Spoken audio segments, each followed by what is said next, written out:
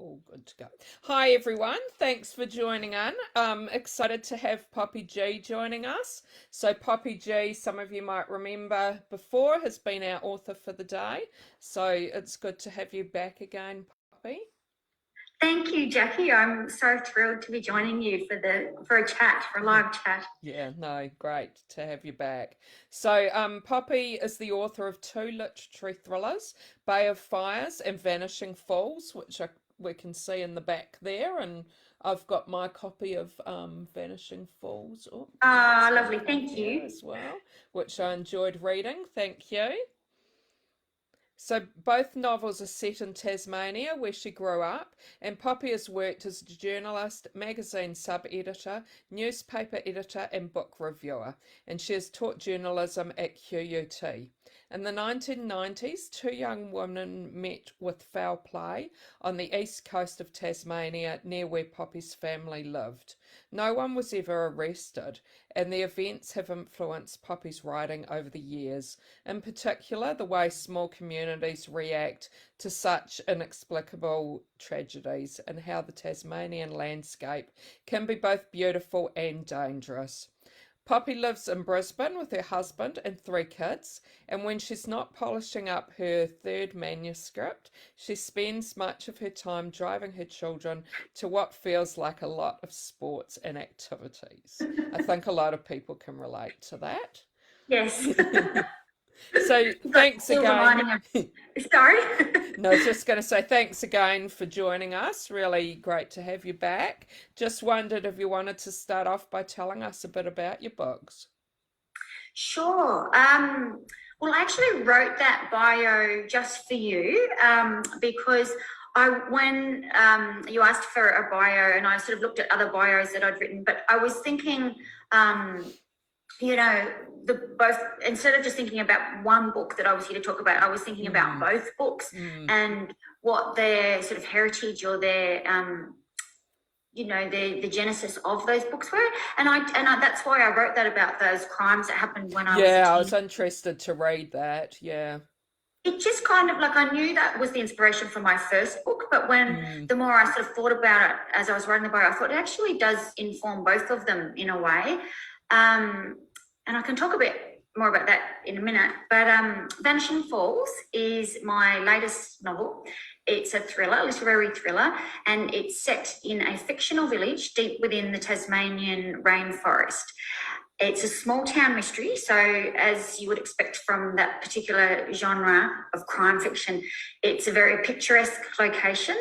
Everybody knows each other. There's tension simmering just beneath the surface in this small village. And so when the wealthiest woman in town disappears from her colonial mansion, it triggers it triggers an investigation, but it also creates tension as people start to suspect each other and ask questions. And it seems that amongst this fairly friendly Tasmanian small town, there might be a wolf in sheep's clothing lurking. And did you grow up in a small town? Sure, I grew up in Launceston. So Launceston is a small town, but it's certainly larger than Vanishing Falls. But it's probably about an hour's drive from where I imagine Vanishing Falls to be. So anyone who's familiar with Tasmania, Vanishing Falls is set somewhere between Westbury and Mole Creek in the shadow of Cradle Mountain. So sort of in that beautiful rainforesty region of farmland. And Bay of Fires, would you like to tell us a bit about that as well? Yeah, so Bay of Fires was my first novel, and that's set on the east coast of Tasmania. And my mum and dad had a shack, which is like a holiday house, but it's not as glamorous as what a holiday house sounds like. It's just like a little hut. It actually had like a long drop at the front. Didn't have it had no power, no telephone, and so that's where we spent pretty much every summer when I was growing up. And it's the most beautiful place in the world, really. It's quite like icing sugar white beaches and those huge granite boulders on the beaches that are covered in the orange lichen, and then just a beautiful national park of lagoons and forest. And because I suppose the water's so cold, it's just not very populated. There's just lots of little villages like this all around Tasmania on the coast. And pretty much how it is today is pretty similar to how it was when we were growing up there.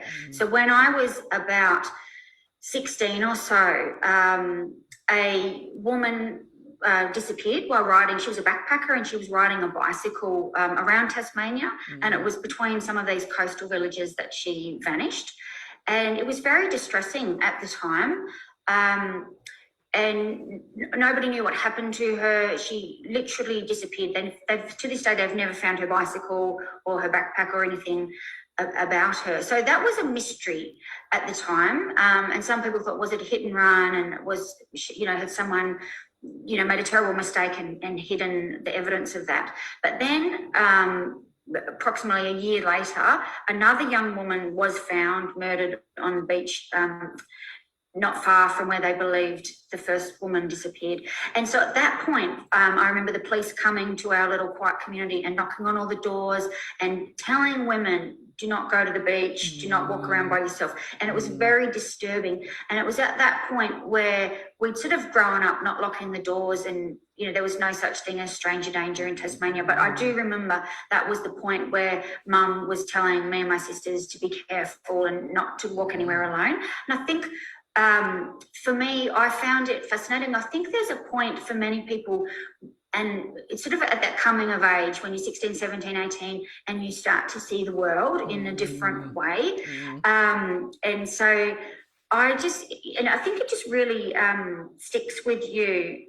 I'm 45 now, but I think that's still informing the way that I see things. And so in particular at that time in Tasmania, what I found intriguing was seeing crimes occurring in a small community was the macabre voyeurism of the community as everybody was watching the news and talking about what happened, the finger pointing as people, they didn't say, has someone done it? They said, I think it's so-and-so, or, they would name, I remember there was a guy who used to ride his jet ski in front of our row of shacks and everyone went, oh, that must be him.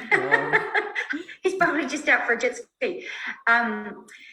But also then there were people who were people of interest to the police. And so that's devastating to be a person of interest in a small town because you might be completely innocent, and you probably are, but you're helping the police with inquiries. Everyone will start talking about you. And also I think particularly amongst the women, but certainly amongst the men too, this terrible feeling of responsibility that these two young backpackers have come to our beautiful part of the world and something's happened. And I remember Mum feeling like, how can, these families, they were European families, one was German and one's Italian, how can they sort of entrust their daughters with us in Tasmania and then this terrible thing happened? So I find the small town mystery is a way to examine all these things about human nature. It sort of shines a light on it. It's like this tiny microcosm of society where you can look at all these things happening in quite a small contained space. Yeah, it must have made a big impact on your life. Yeah, I think so. I was interviewed the other day. There's a podcaster from Hobart who's actually, how podcasters are making cold case podcasts and they start reinvestigating. And so she's a young reporter and she's just interviewing anyone who recollected it or, had anything to do with it at the time. I couldn't really help her, but I could just sort of talk about I didn't have any clues. But it's so funny, because I was in that area over Christmas visiting Mum and Dad, and I went for a walk in the forest, and sometimes you still think, will I find something that relates back to those people? And could you tell us, had you always, you spoke a bit about growing up and that in Tasmania, at that time, had you thought you wanted to be a writer? Always. Yeah. I've kept a diary since I was 8 years old. I got more angsty and as I approached my teens, and I stopped writing it when I was about 21 because I thought I'll put more effort into into my own writing. Well, to be honest, my boyfriend at the time read my diary, and no. I know, it was a very difficult situation. I had to do a bit of quick thinking to talk my way out of it, and it worked because I'm now married to him. Okay. It can't have been too bad then. Yeah, hopefully it wasn't too bad. But yeah, I did think at that point, you know, if you're spending an hour every day writing your diary, you might as well be writing. And so, yeah, I pretty much have been pretty focused on it. Like, I got career advice early on from a writer who said, well, you need a job because writing doesn't often pay that well, which is fine. So I went into journalism and, which I loved working in journalism. But right now I'm doing a little bit of freelance writing, but mainly being a mum and writing as much as I can when they're at school. And how hard or easy did you find it to get that first book published? Well, you know, I've heard you interview other people about this and everyone says it's hard. My story was easy, really? Although my agent would probably say that it wasn't easy. I felt like it just happened. So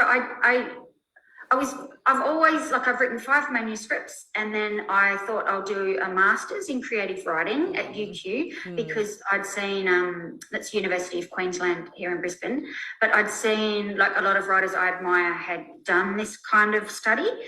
And so I did that, and the book that I wrote in that master's program ended up being Bay of Fires.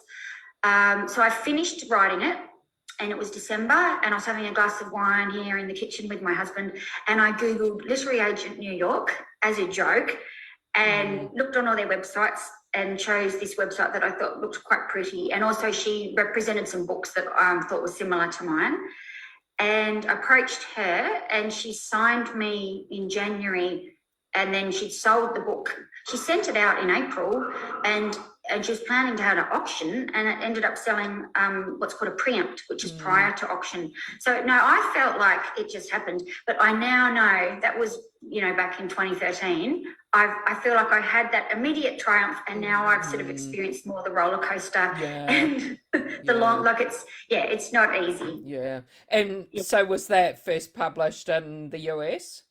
Yeah, they published it in the US, the UK, and Australia. Oh, okay, they did it. Yeah. And so your following book, was that with the same publisher? So then I wrote a 180,000 word mystery that was still sitting on my desk actually over there, that has never been published. And then I wrote a historical fiction set on a sheep station in Tasmania in 1837. Very niche, once again, not published. And then I wrote Vanishing Falls. So that's, and each one took me about 2 years to write. Yeah. So that's when I sort of learned the hard way that, it's not easy. Yeah. And we've got a few people watching, which is great, and some questions coming through from people watching. A lot of people have mentioned how beautiful Tasmania is, and they love visiting there. Sarah says she hasn't visited, but she really wants to. And I have to say myself, I've visited Tasmania a few times and really loved it. And one thing that I really, coming from New Zealand originally, I really felt Tasmania was very much like New Zealand as well, I found. Yes, I've only been to New Zealand once, but I think people are very relaxed and friendly, aren't they? Yeah. It's pretty down to But earth. even like the rolling hills, and I found the houses and that the style of the houses and that seemed a lot more like ones I'd seen in New Zealand. Yes, I would say so. It's I mean, New Zealand's so beautiful. But yeah, certainly there's some similarities, Yeah. And Belinda's wondering if your next book is going to be set in Tasmania. Well, I hope so. It's my agent has 2 books at the moment, and I'm just trying to fix the endings on each of them, but it's just been tricky. I haven't had much time because the schools keep closing here in Brisbane, like with COVID, or our school flooded. If it's not one thing, it's another. I know, I don't complain, but it's like, come on. So I've got one set in a ski lodge in Tasmania, where in a little ski village called Ben Lomond, and within this ski lodge there might be a murderer amongst the people. And the other one is set in Brisbane, and it's sort of kind of more of a social horror type thriller where women are disappearing from the beautiful home of a charming doctor. So I hope they get published. Are they both with your agent at the moment? They're with my agent. She likes them both. She just had some edit notes for me that I just have to fix. I've just got to fix them a little bit. So, but then I still can't guarantee, like, I don't take it for granted that they'll find a publisher. Yeah. So I hope so. Yeah, they sound like they could be interesting ones. Fingers crossed, yeah. And does that mean you're also writing something new at the moment as well, or? Yeah, well, those are kind of what I'm focusing on. But yes, I've got something else that I have sort of started, but it's in the very early stages. And that will be set in Launceston, which is where I grew up. And Wendy's wondering what area of journalism you were in and whether that helped with writing your books. Oh, that's a great question. Because I wonder that myself. I certainly think it helped, but I also wonder if when you work as a journalist and you learn to write in such a specific way, because I learnt, I studied journalism at uni, but I did a journalism cadetship on a newspaper, and it was a small newspaper in the suburbs of Sydney. And my boss, she had trained at the Australian, and her husband was the sub-editor, and he trained on those Fleet Street newspapers in the UK. So we had an excellent training there.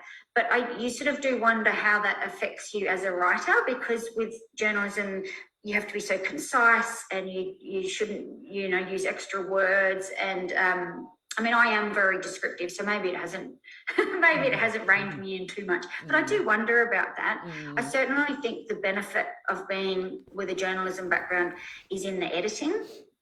I love being edited. I love getting the notes from the publisher or the agent or the editor, and someone genuinely engaging with the work and trying to make it better. People often say to me, is that, does it hurt your feelings, or is it annoying? It's only annoying because you think, now I've got to go and do another 100 hours of work, but I actually quite like the process. Yeah. And Sarah wonders if you found the master's course that you mentioned you did, whether it built your skills of writing significantly. Again, what a great question.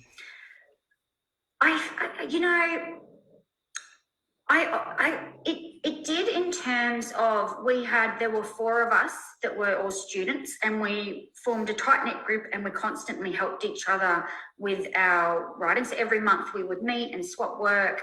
And I think that process and the strictness of that sort of process over several years, where every month you have to turn up and review other people's work and have your own work critiqued, that I think is really, really helpful. So you could possibly do that in an informal situation if you found like-minded people, and you don't need to have the same genre. When I did that course, we were all writing, one was doing literary fiction, one was short stories, one writing young adult fiction. Okay. So I kind of think that helps in a way, because you get different perspectives. So I don't know, and I feel like there's so many great resources out there, like podcasts and author interviews and things, where the author is sharing everything they know about writing. I think I listen to a writing podcast every day and always learn something or get motivated in some way. So I think you don't necessarily have to do a master's, but it's interesting. Yeah. And I'm wondering what you like to read yourself, and maybe if there's something you've read lately that you'd like to recommend to us. Oh, I'm glad you asked. Well, I have got some recommendations that I have prepared. So sometimes I read on my Kindle, which I know you're not supposed to, because we're supposed to support bookshops, which I do. But sometimes it's hard to get books from America. Yeah. So something that I read on my Kindle is called Cherish Farah by Bethany C. Morrow, which is about 2 young teen Black girls in America, and one of them lives with a white couple. She's been adopted by a white family, so it's sort of about race and class, and it's a thriller. Heather Gudenhoff has written The Overnight Guest, which is this fabulous thriller set in a farmhouse in which a woman sort of walks outside and there's a child who's almost frozen to death lying in the snow, and it sets off a chain of events. It's beautiful writing and very suspenseful. And another book I did read on my Kindle is Notes on an Execution by Dania Kafka, and it was amazing. Like, it was one of those books I just sort of read in a day. I couldn't put it down. And it's probably one of those books that's best to go into blind, but it's about someone who's on death row, but the story is kind of told through, it's more about the women that were affected by him. Now, this is an Australian author that I read recently. It's called Sea by Nikki Crutchley. You would have seen that around. It's a beautiful atmospheric story set, sort of like about a family and things going terribly wrong. The Cane, I know you interviewed her recently.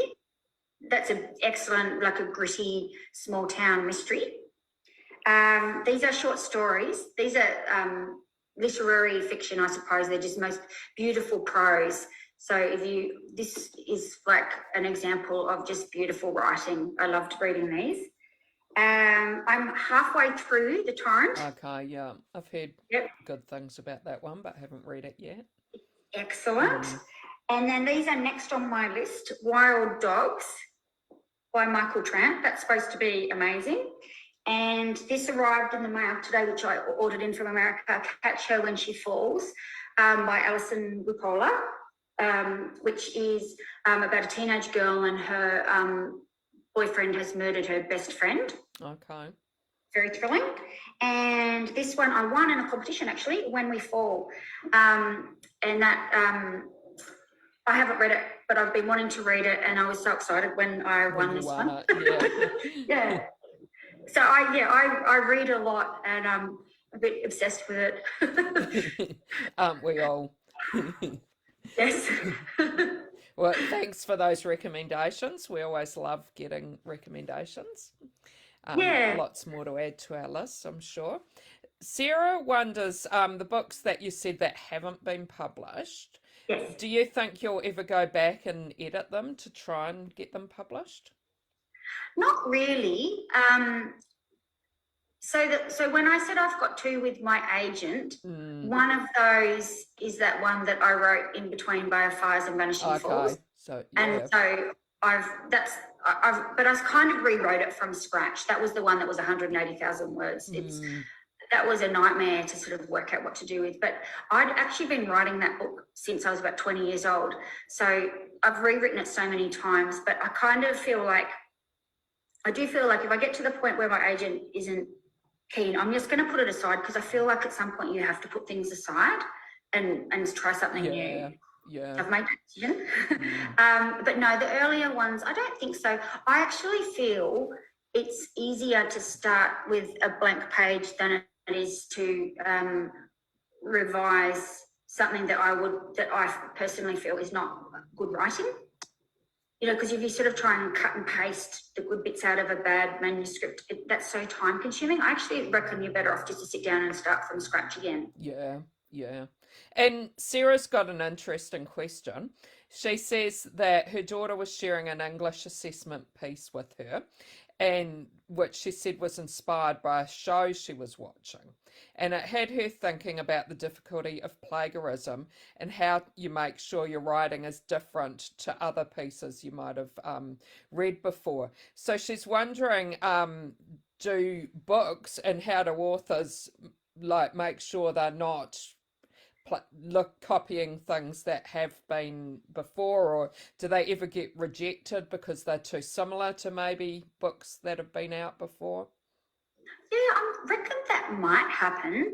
I feel like there's no sort of unique or new idea. I almost feel like we're all rehashing old ideas. Yeah. So I think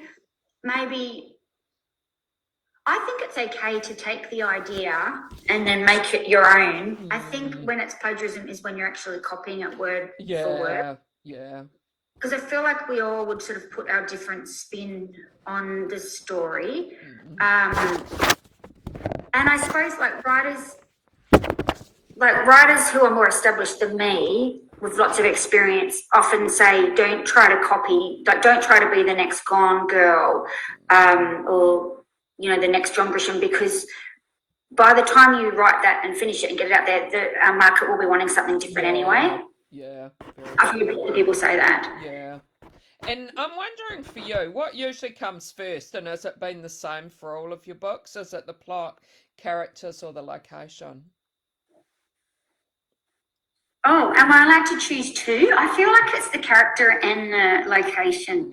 And with both of the books, the very first page is the exact first page that I wrote, like on the first draft. Oh, really? Yeah. Yeah. So you should have got an idea. So in Bay of Fires, it was a woman walking on a beach, and she discovers a dead body on the beach, and there's footprints leading away from it.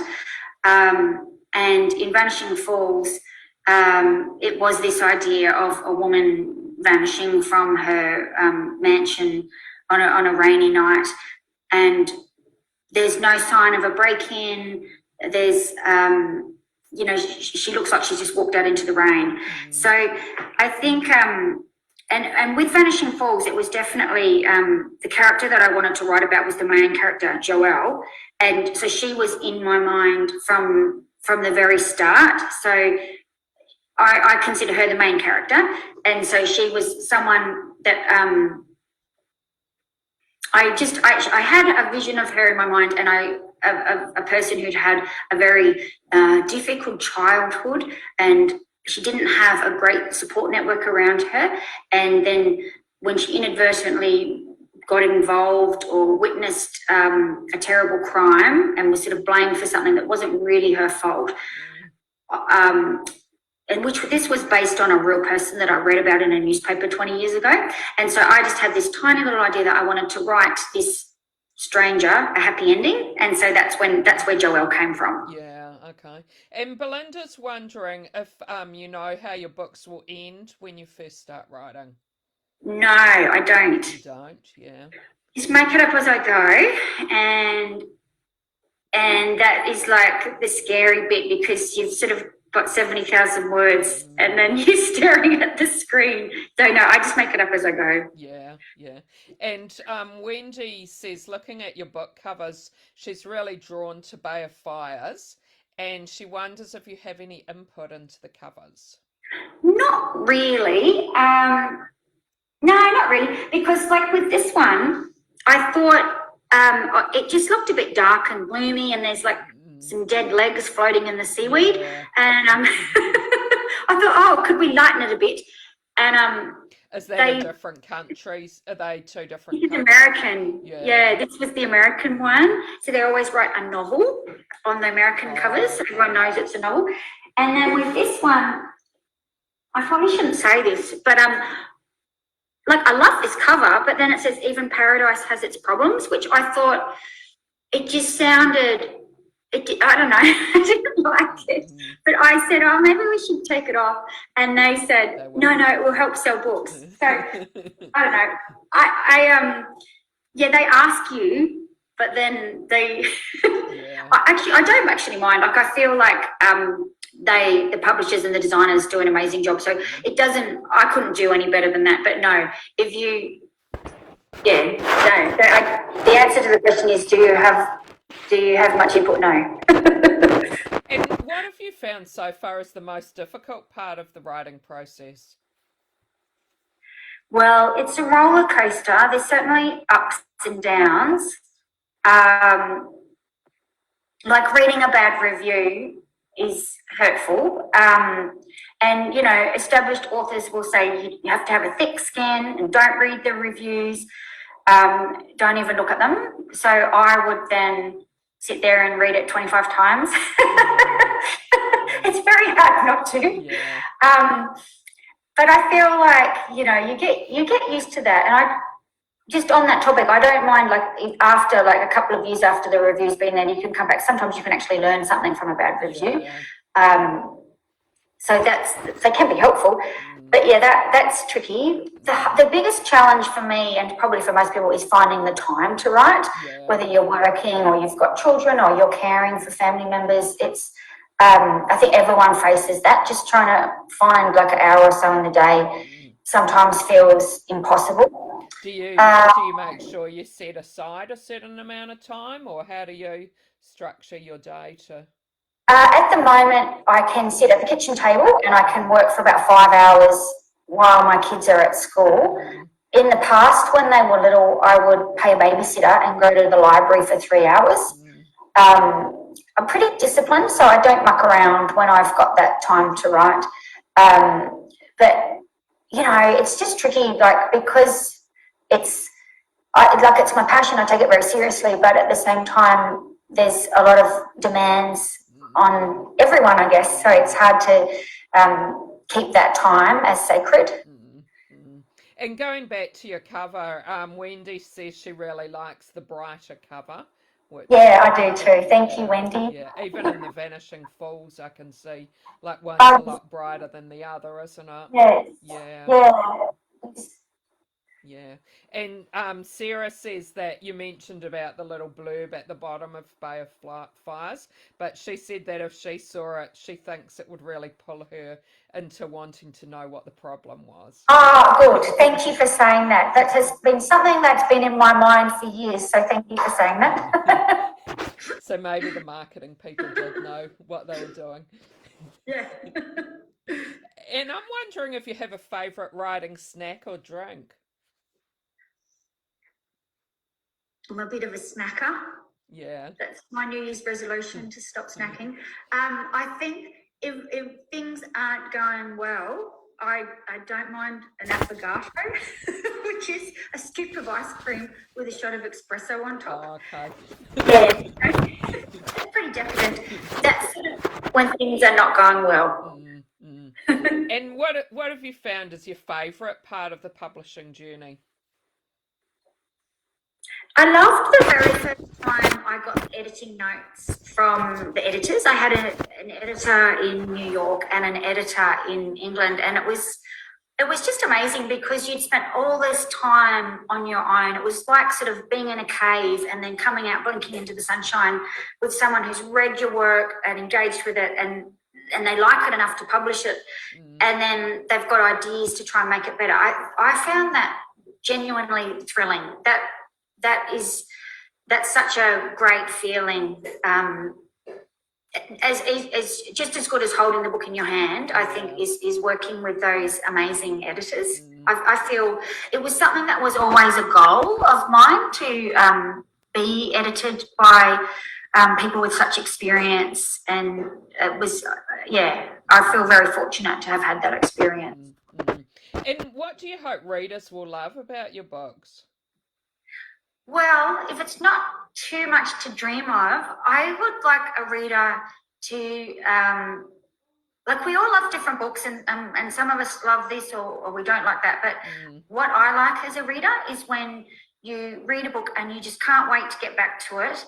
And then after you've finished it, you're sad in a way. It feels like you've lost those friends. Yeah, and you can't stop thinking about it. Yeah. If someone could if I could give that experience to someone, I would be over the moon. Yeah, no, I think that's a great answer to that question. I think that's what I feel myself. If I really, really love a book, that's you just know, don't you? Feel, yeah. So that's a great answer. Well, thanks so much for talking to me. It's been great chatting to you.